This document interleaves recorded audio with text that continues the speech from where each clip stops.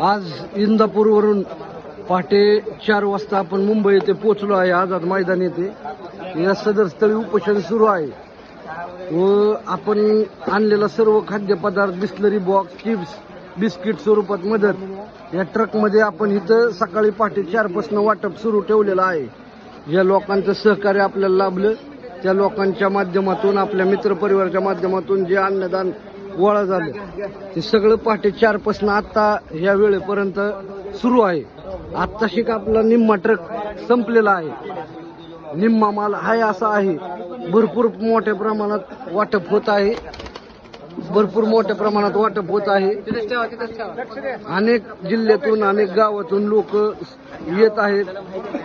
या पद्धतीने लोकांचा मोह पाहायला भेटत आहे आपल्याला.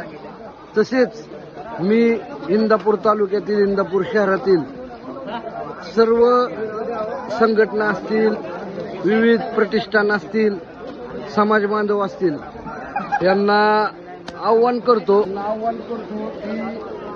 आता सध्या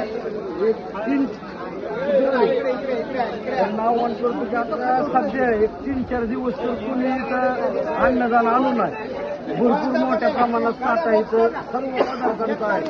ड्राय स्नॅक असेल, बिस्लरी असेल, खाद्यपदार्थ असतील. तर सर्वांना विनंती करतो मी की कोणीही 2-3 दिवस इथे कुठलेही अन्नदान आणू नये, ठेवू नये. स्टॉक करून जसं लागेल तसं आणल्या उपयोगी येते, लोकांना त्याचा उपभोग घेता येतो.